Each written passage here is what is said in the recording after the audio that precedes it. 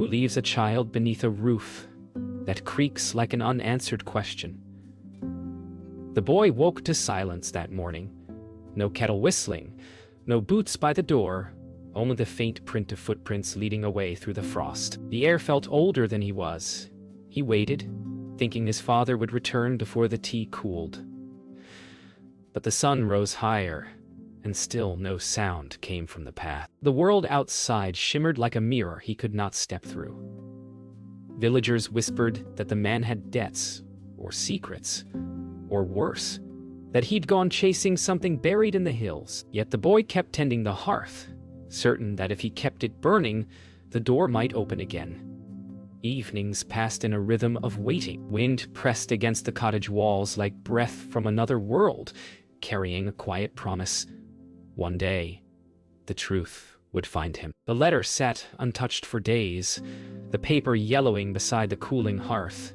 Each time the boy reached for it, something inside him pulled away, as if opening it might make his father's absence final. One night, when the wind howled too loudly to sleep, he finally unfolded it. The writing was sharp and hurried, full of unfinished sentences. It spoke not of love or farewell, but of something beneath the stones, and a warning never to search alone. The boy did not understand, yet the words pressed into him like the chill of dawn. When he looked outside, the mist seemed to pulse with quiet meaning, and the old hills waited like listeners. He tucked the note into his pocket, knowing it would not stay hidden forever. By morning, curiosity had grown roots in the boy's heart. He followed the path his father once walked, up through the heather fields and over the rise where the wind spoke in low tones. Birds startled at his steps, scattering silver dew into the air. The hills felt alive, breathing beneath his feet, whispering fragments that almost formed words. He found a scatter of stones arranged in a circle near an old oak, each etched with marks he couldn't read. When he placed the brass key at the center, the breeze stilled, and for a heartbeat, the world held its breath. Nothing happened, yet something deep inside him shifted, as if he had knocked on a door not meant to open yet. In the village below, an old shopkeeper watched the boy return from the hills. She had seen the father once, a quiet man with ink-stained fingers and eyes that searched the horizon. When she called to the boy, he approached shyly, clutching the folded letter. She told him that before the man vanished, he spoke of sound, of walls that could sing and shapes that could hold memory. The boy listened, though the meaning slipped past him like smoke. The woman pressed a small tin whistle into his hand, saying it once belonged to his father. "It's not for music," she murmured. "It's for remembering." The boy nodded, though he did not yet know what it meant. That night, as rain swept across the hills, the boy sat by the fire, turning the whistle between his fingers. On a breath of impulse, he lifted it to his lips and played a single trembling note. The sound was pure, fragile, but it did not vanish into silence. It seemed to sink through the wooden floor, resonating somewhere deep below the cottage. Startled, the boy pressed his ear to the boards and heard a faint hum, steady as a heartbeat. He followed the sound to a loose plank near the hearth. Beneath it lay a hollow space and a glint of something metallic. The edge of a locked box. The letter's words returned to him. Beneath the stones. His father's voice seemed close now, almost within reach. Years folded like pages in an old book. The boy became a man, his hands calloused from rebuilding what time had forgotten. The cottage now stood stronger, yet the air inside still carried his father's silence. Dust rose in golden swirls as he worked, every nail a question, every hammer struck an answer half-formed. He no longer waited by the door. He built, as if the act itself might call his father back. The hills were quieter now, the paths less forgiving, but the echo beneath the floor still hummed faintly, alive. And sometimes, when the evening light dimmed, he thought he could hear footsteps, soft, measured, deliberate, pacing just beyond the walls, like memory wearing a body. While repairing the hearth, his chisel struck something hollow. Beneath a layer of soot, the outline of a hidden panel revealed itself. He pried it open, expecting nothing but rot and cobwebs, Yet inside lay an oilskin pouch, sealed, fragile, untouched by years. Within it, letters written in the same hurried hand as the one from his childhood, and a roll of blueprints marked with strange, geometric patterns. The handwriting spoke of resonance, architecture of sound, and a phrase that made his breath still. The human echo. The man leaned back, heart unsteady. His father's absence was no longer abandonment. It was purpose left unfinished. He spread the blueprints across the floor, their paper crisp despite the years. They showed a structure unlike anything he had seen. Arches shaped like waves, corridors curved in spirals, notes scribbled in the margins about frequencies that heal and remember. It wasn't madness. It was art woven with wit, something deeper. He traced each line, feeling his father's mind alive through the ink. At the bottom corner in faded pencil were coordinates, a location in the nearby city. He understood then.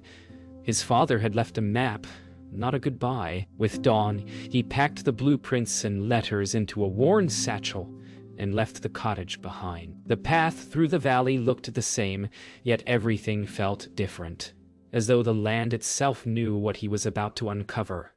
Passing the old oak and the whispering stones, he paused, listening. The air trembled softly, like the world taking a breath. For the first time, he did not feel alone. The echoes no longer haunted him. They guided him. His father's silence had not been cruelty. It had been a calling. By nightfall, he reached the city. Older now, its streets pulsing with a different rhythm than he remembered as a boy. Following the coordinates, he found a shuttered building on a quiet lane, its windows clouded with dust. The sign above the door was barely legible, Harland and Sons, acoustic design. Inside, the air was still, thick with the scent of oil and wood shavings. Instruments lined the walls, tuning forks, coils, sketches of curved walls and echo chambers. He touched a desk where his father's tools still lay, arranged as if waiting for his return. The man whispered into the silence, "I've come back." And for a moment a faint harmonic note answered from somewhere deep in the dark. The city hummed with life. Carts, footsteps, voices, all weaving into a single restless song. Yet beneath the noise, the man sensed something else, a hidden rhythm that only he seemed to hear. He followed the sound through narrow lanes until it led him to a half-built structure at the city's edge, a forgotten monument of arches and stone ribs reaching toward the sky. Its silence was immense. Every wall seemed to breathe faint vibrations, as if holding the memory of someone who once dreamed through them. When he touched the stone, it vibrated gently under his palm. He whispered his father's name, and the echo that returned was not hollow. It sounded alive. Inside the ruins, an old caretaker appeared from the shadows, carrying a lantern. His eyes widened when he heard the man's surname. "I knew your father," he said softly, voice trembling like worn parchment. He wasn't building for the living. He was building to preserve what was lost. He spoke of nights when the father worked alone, recording faint sounds of grief, laughter, and storm, claiming that the walls could keep memories of those who once stood before them. The man listened in silence, feeling the air tighten around him. His father hadn't abandoned him. He'd been trying to preserve their time together. The old caretaker led him to a hidden chamber and pointed to a symbol carved into the wall. A spiral, half-finished. "He never completed," the old man whispered. "He said only his son could." The hidden chamber smelled of earth and forgotten dreams. The man unrolled his father's blueprints on the cold stone floor, comparing them to the carvings around him. They matched perfectly, down to every curve, every spiral. When the lantern's light passed across the ink, faint symbols appeared that hadn't been visible before, glowing with a soft golden shimmer. They aligned into words. "Sound remembers what hearts forget." He sat there, overcome, realizing that his father's work wasn't a machine or monument, but a vessel, one that could preserve emotion itself. His hands trembled as he packed the blueprints again. The truth was close now, close enough to hear breathing beneath the stone. He returned that night, carrying tools and a small recording device left in his father's workshop. The city slept while he worked, tracing the spiral with chalk, hammering new joints where the structure had cracked. Each strike of metal echoed through the hollow corridors like music. When the work was done, he placed the recorder at the center of the spiral and played his father's old voice tapes. Fragments of humming notes and quiet murmurs of plans. The air shifted, the arches trembled softly, and a pure, haunting tone rose from the walls. It was both a greeting and a warning, a memory reborn through sound. As the tone lingered, a low hum began to answer from beneath the floor, deep and patient, like the earth remembering its first song. The walls shimmered faintly with light, revealing ghost-like silhouettes, impressions of movement, laughter, and sorrow. It was as if the building had stored the lives of all who had ever touched it. The man stood still, breath caught between fear and awe. He realized his father's vision had not failed. It had simply been waiting for him. Yet, as the resonance grew louder, cracks began to appear, dust raining down from above. The sound was alive, but so was the danger. He knew he had awakened something that would not easily rest again. When the first stone fell, the man didn't run. Dust filled the air like fog, and the hum beneath the floor rose to a deep, pulsing roar. He covered his ears, yet the sound lived inside him now. A rhythm that matched his heartbeat. From the collapsing walls came faint words, echoes of his father's voice, though no lips spoke them. Not to destroy, to protect. The resonance faded as suddenly as it began, leaving the hall cracked but standing, the spiral unbroken. In that ringing stillness, the man understood that this was not merely sound, but memory contained in matter, waiting for recognition. He had crossed the threshold of what his father once guarded. The next morning, he searched the caretaker's workshop and found a rusted tin box beneath a pile of blueprints. Inside were journals written in his father's hand, filled with sketches of sound chambers and notes on frequency manipulation. One entry was underlined twice. If memory has tone, it can be preserved through harmonic containment. Another page held a simple confession. If I fail, the echoes will seek him. His breath caught. This was not research, it was protection. His father hadn't abandoned him. He had bound himself to silence to keep something from reaching his son.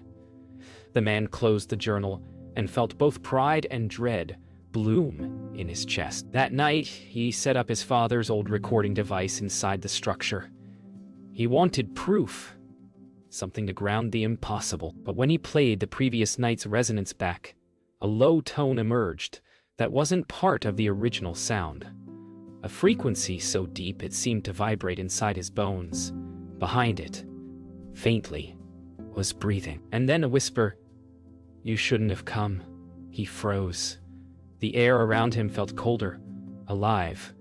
He turned the recorder off, but the whisper continued, this time echoing from the walls themselves. The structure wasn't just preserving memory anymore. It was releasing it. Panicked but drawn forward, he examined the spiral once more and found a hidden slot in the central pillar. Inside was a folded piece of parchment sealed with wax. It was addressed in his father's handwriting, "To the one who hears." The letter spoke of an experiment gone wrong, an attempt to capture grief itself through sound. His father had realized too late that emotion, once amplified, could never be silenced. It would live, feeding on those who listened. The only way to contain it was to complete the design with one final tone, a harmonic counterpoint, known only to those who understood both sorrow and forgiveness. The man's hand trembled as he lowered the letter. His father had left the answer, but at a cost he feared to name. Standing within the spiral, the man faced the silence that had haunted his life. The air pulsed softly, waiting. He took the tin whistle, the one his father left him as a boy, and raised it to his lips. The first note was fragile, trembling, but then steadied into a clear, rising tone. The resonance responded instantly, weaving with his sound until both merged into a single, shimmering hum. The walls vibrated, light coursing through the cracks, sealing them one by one. The voice of his father returned once more, calm now, fading with each beat. "You heard me," it said. The hum dissolved into peace. When the last echo vanished, the man stood alone in a hall reborn, sunlight spilling through the roof. He understood now. The legacy was not a curse, but a completion. In the days that followed, the man returned to the structure each morning. With steady hands, he restored the fallen stones, shaping them exactly as the blueprints demanded. Villagers gathered from afar, curious about the silent figure working among the ruins. He spoke little, but his eyes held a calm determination, a quiet devotion to something beyond understanding. Each block he placed gave off a faint hum, as though the structure recognized his touch. By dusk, the arches stood whole again, and a soft vibration rippled through the ground like a heartbeat reborn. He didn't know if he was rebuilding a monument or awakening a soul. Perhaps they were the same. On the 7th evening, when the last stone was placed, the man sat in the center of the spiral and waited. At first, there was only silence. Then, as dusk deepened, a faint note rose from beneath the floor, slow and resonant, filling the air like warm breath. The sound spread through the walls, vibrating softly within his chest. He closed his eyes. The tone was not one of warning now, but of remembrance. Gentle, forgiving. It carried the scent of hearth smoke, the feel of his father's steady hand on his shoulder, moments he thought lost to time. Tears slipped down his cheeks as he realized the structure had become what his father intended, a place where love could linger without pain. Night settled in and the hum deepened into a chorus. The air shimmered, glowing softly in rhythm with his heartbeat. Figures began to appear, not as ghosts, but as impressions of memory. His father stood among them, smiling faintly, eyes kind and tired. The man didn't speak. Words felt unnecessary. Instead, he listened to the unspoken apology that drifted between them, the sound of time healing itself. Then the vision brightened until only light remained, filling the space like dawn. The figures dissolved one by one, leaving behind only silence, soft and clean. The man's heart no longer ached. It simply understood. When the light dimmed, the man found himself alone once more. But the silence was different now, full, not empty. The resonance had not vanished. It had changed. It sang softly beneath the earth, a new tone, gentler and steady. He realized the structure no longer belonged to him alone. It was alive, breathing through the stones, a place where echoes found peace. He returned each day to maintain it, recording new harmonies, teaching others how sound could heal rather than haunt. In the city's quiet corners, people began to whisper about the building that listened, a place where sorrow turned to music. One night, before leaving for the countryside, he returned to the spiral with a single lantern. The light flickered across the walls, and for a moment, he thought he saw his father's outline in the glow. He placed the tin whistle at the center of the spiral, a final offering, and whispered, "It's finished."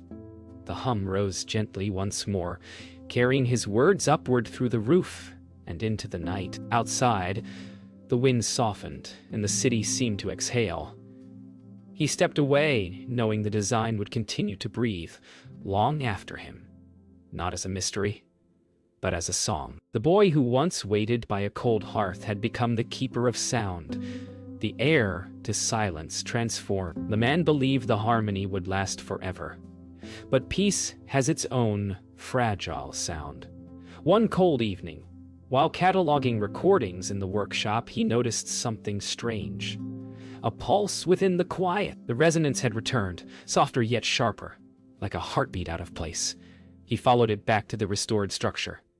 Inside, the air was still, but his recorder trembled in his hand, reacting to something unseen. Then came a faint echo of his own voice, repeating words he had never spoken. "I never left you." His breath caught.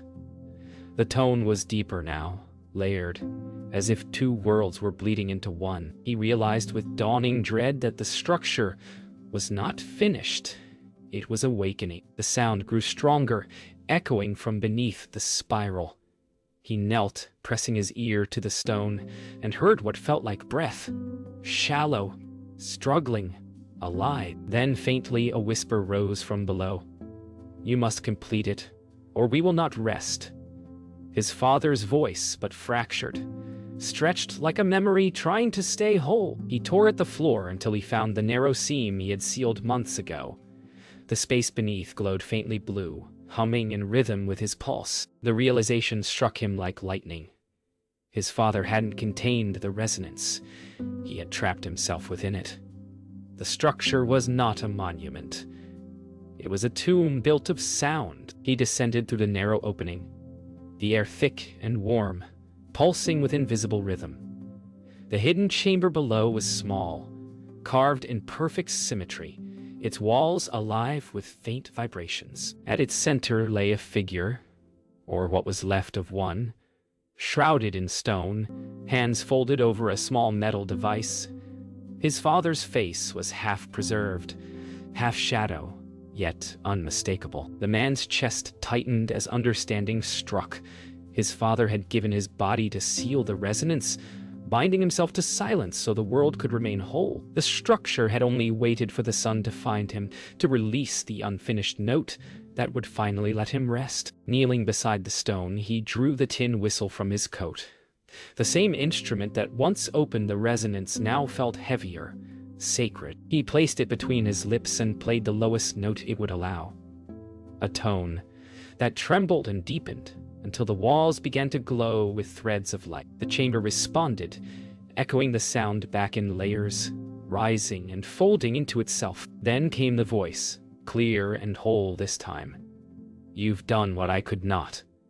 His father's face softened as the stone began to dissolve into light, scattering upward like dust carried by music. The resonance steadied, became one sound, warm and infinite, and then fell silent. When the last light faded, only quiet remained, deep, weightless, complete.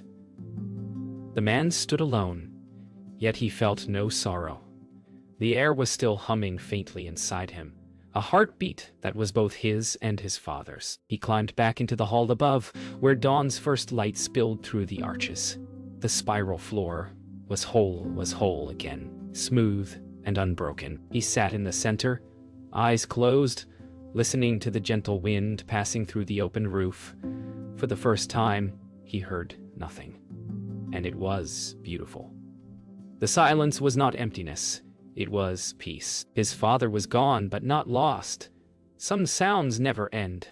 They simply become part of the air. When the city faded behind him, the man felt the world grow larger and quieter. The air smelled of wet grass and smoke from distant chimneys. Each step toward the valley brought memories of the boy he once was, waiting by the cold hearth, holding an unopened letter. Now, that letter's words pulsed inside him like a living truth. Never to search alone. His father's silence had led him here, and now silence itself felt like company. As the cottage roof came into view, crooked but familiar, he stopped and smiled. Time had not taken it away. It had simply waited. The wind that brushed his hair carried no voices, no echoes, only the stillness of something finally at peace. Inside, the cottage smelled of wood and rain. He set his lantern down and knelt by the hearth, brushing away years of dust. The old stones still remembered heat. When he struck the match, the fire caught instantly, burning bright and gentle. Its light painted the room in shades of gold, exactly as it had when he was a boy. He placed the tin whistle on the mantel, beside the photograph of his father that had somehow survived time's slow decay. "You came back," he whispered. not to the flame, not to the walls, but to everything that remained. The fire cracked softly, answering without words. As he cleaned the shelves, an envelope slipped from between two old books, one he had never seen before. The handwriting was faint, but unmistakable. It was his father's. He sat by the window and opened it carefully. The message inside was short. "If you read this, the silence is complete. Build nothing more. Let it rest." He smiled faintly. The words neither command nor warning, but a blessing. Folding the letter, he placed it inside his satchel, knowing it marked the true end. Through the window, the sun began to rise, light spilling across the hills like forgiveness itself. Later that morning, he walked beyond the cottage to the field where he once found the circle of stones. The heather had grown tall again, and the air was still except for a faint hum of bees and wind. He stood in the center, eyes closed, waiting for the familiar resonance, but none came. Instead, he heard something gentler, the natural rhythm of the world. Leaves rustled, birds called from the woods, and his heartbeat joined them. It was the same music his father must have heard before, trying to capture it. He realized now it had never needed to be contained. Some sounds exist only to be heard once, then let go. That night, as stars filled the sky above the cottage, the man sat by the open door, listening to the quiet. The wind no longer whispered his name. It simply passed through, gentle and unburdened. In that stillness, he felt his father's presence not as a memory, but as part of the air. A soundless connection that would never fade. He finally understood that success was not in discovery, but in peace. He leaned back, watching the fire fade to embers, the night deepening around him. When sleep came, it was light, steady, and filled with warmth, the kind that asks for nothing more.